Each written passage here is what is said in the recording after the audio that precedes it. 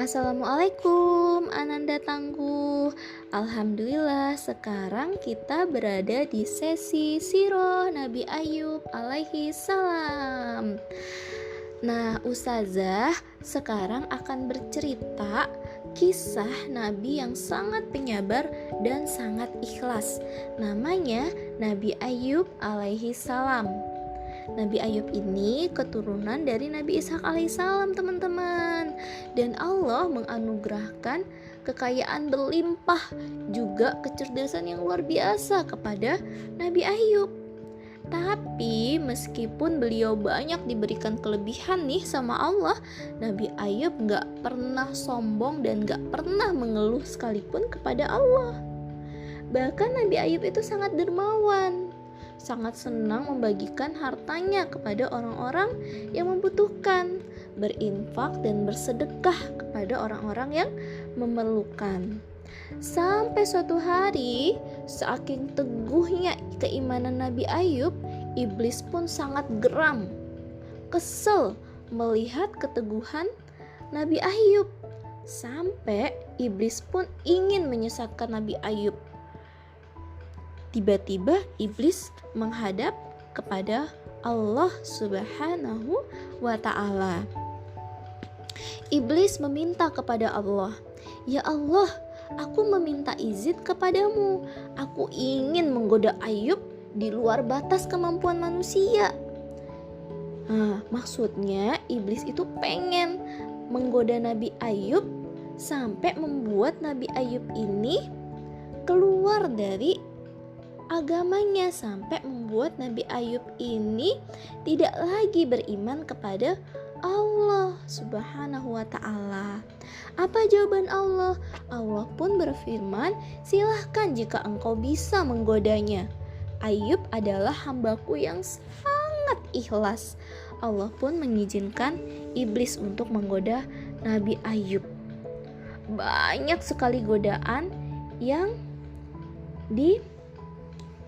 lakukan iblis kepada Nabi Ayub. Yang pertama, iblis memusnahkan semua kekayaan Nabi Ayub sampai tidak ada satupun yang tersisa. Kemudian semua binatang gembalaan Nabi Ayub seketika mati.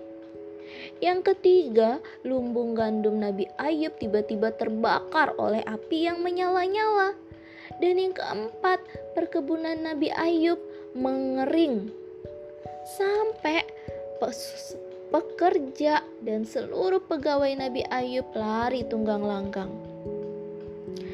Karena Nabi Ayub sudah tidak bisa lagi memberikan upah kepada para pekerjanya. Nabi Ayub mengatakan, "Inna lillahi wa inna ilaihi rajiun."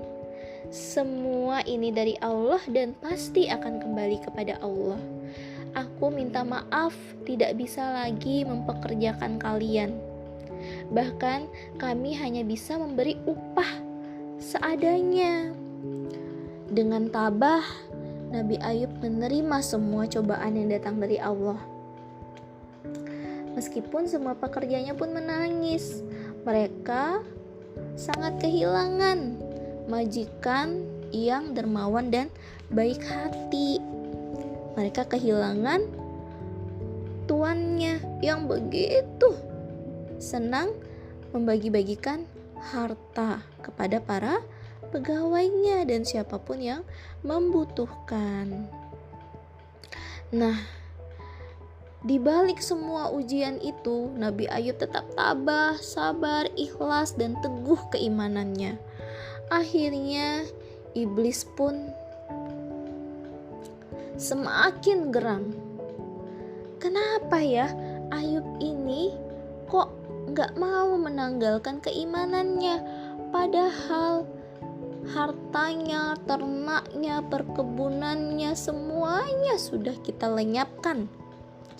Akhirnya iblis punya ide baru nih, teman-teman.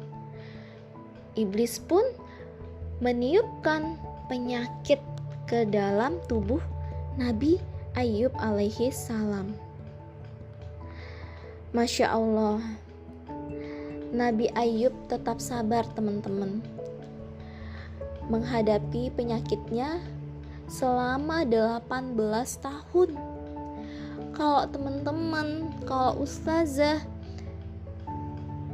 menderita suatu penyakit seperti flu, batuk, pilek, demam, panas misalkan ya, beberapa hari, beberapa minggu saja mungkin kita sudah mengeluh, tidak sabar ya, kenapa sih aku sakitnya lama banget ya, kan aku jadi gak bisa main, jadi gak bisa jalan-jalan, jadi gak bisa ngapa-ngapain gitu ya. Tetapi Nabi Ayub ditimpa penyakit yang mengerikan selama 18 tahun loh teman-teman. Kulit dan tubuh Nabi Ayub sampai melepuh, badannya panas tinggi, tubuhnya kurus kering, bahkan badannya itu mengeluarkan bau yang amat sangat busuk, sampai-sampai penduduk tetangga di sekitar kampung Nabi Ayub takut tertular oleh penyakit Nabi Ayub. Mereka pun mengusir dan mengasingkan Nabi Ayub. Mereka meminta Nabi Ayub untuk keluar dari kampung itu. Tetapi lagi-lagi Nabi Ayub tidak marah-marah dengan perlakuan penduduk sekitarnya yang dulu sangat dekat dan hormat kepadanya. Dengan sangat tabah, sabar, ikhlas, dan tegar, Nabi Ayub menerima semua cobaan yang datang dari Allah. Bahkan Nabi Ayub justru semakin cinta dan dekat kepada Allah Subhanahu wa Ta'ala. Setelah ditimpa berbagai musibah berat, akhirnya lama-kelamaan kesabaran istri Nabi Ayub, Rahmah, mulai goyah.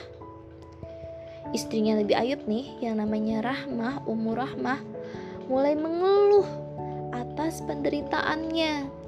Dia mulai lelah mengurus dan merawat Nabi Ayub yang sakit sampai belasan tahun. Nabi Ayub pun mengatakan kepada istrinya, "Wahai Rahmah, nanti aku akan memukulmu sebanyak 100 kali jika aku sudah sembuh." Dan Rahmah pun meninggalkan Nabi Ayub seorang diri. Masya Allah ya teman-teman, Nabi Ayub pun menjalani sakitnya itu seorang diri. Kemudian Nabi Ayub berdoa kepada Allah. Begini doanya Nabi Ayub teman-teman. Allahumma inni massaniyad durru wa anta arhamur rahimin. Ya Allah, sesungguhnya aku ini sakit ya Allah, aku ditimpa penyakit, dan Engkau yang maha mengasihani. Jadi sebenarnya teman-teman, ketika kita sakit, kita harusnya minta kasih sayang dari Allah, kita minta belas kasihan dari Allah, karena Allah yang maha memberikan rahmatnya, dan Allah akan menyembuhkan dengan kasih sayangnya. Coba yuk ikutin ustazah, kita pelan-pelan ya mengulang doa Nabi Ayub. Allahumma anni masaniyad durru wa anta arhamur rahimin. Sekali lagi, Allahumma anni masaniyad durru wa anta arhamur rahimin.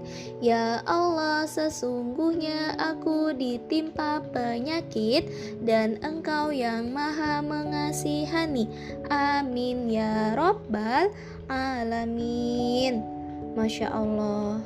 Jadi dengan kesabaran yang dimiliki Nabi Ayub alaihi salam, itu patut sekali kita jadikan teladan dan contoh teman-teman dalam kehidupan sehari-hari.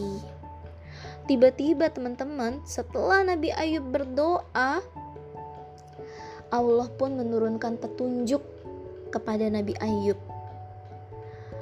Nabi Ayub diminta untuk menghentakkan kakinya ke tanah, untuk memukulkan kakinya ke tanah, dan Nabi Ayub pun melakukan perintah dari Allah itu.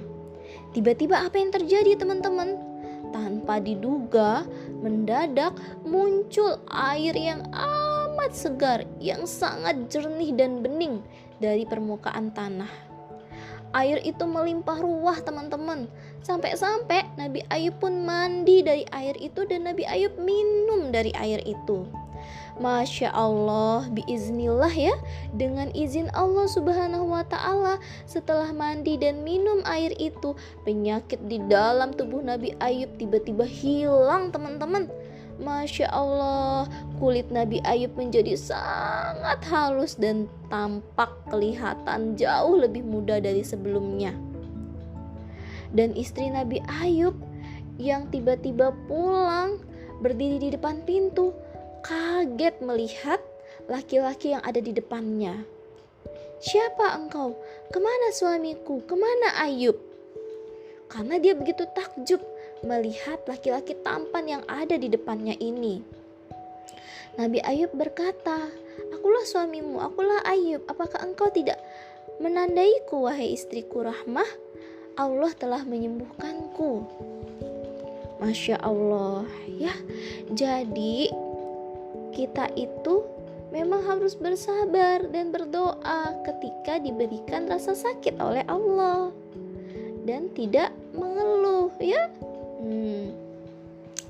Nah, setelah Nabi Ayub sembuh, Nabi Ayub pun berkata kepada istrinya, "Wahai istriku Rahmah, aku pernah bersumpah dan berjanji kepada Allah untuk memukulmu 100 kali ketika aku sembuh, karena engkau telah banyak mengeluh ketika aku sakit dan engkau telah meninggalkanku dalam keadaan sakit."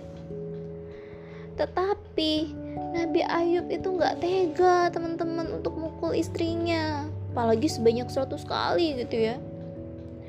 Karena Nabi Ayub gak tega, tiba-tiba datang petunjuk dari Allah subhanahu wa ta'ala kepada Nabi Ayub. Nabi Ayub diminta untuk mengganti untuk membayar sumpahnya itu dengan tetap memukul istrinya sebanyak 1 kali dengan seikat rumput. Jadi Nabi Ayub pun melaksanakan perintah dari Allah. Nabi Ayub memukul istrinya dengan seikat rumput cuman 1 kali teman-teman, dan dengan pukulan yang lembut, tidak dengan pukulan yang keras. Setelah itu teman-teman, Nabi Ayub dan istrinya Rahmah kembali hidup bahagia. Mereka dikaruniai 26 anak teman-teman, Masya Allah ya. Dikaruniai anak-anak yang solih dan soliha, yang cantik dan tampan ya. Dan dari salah satu putra Nabi Ayub ada yang diangkat menjadi nabi, yaitu Nabi Zulkifli. Masya Allah ya.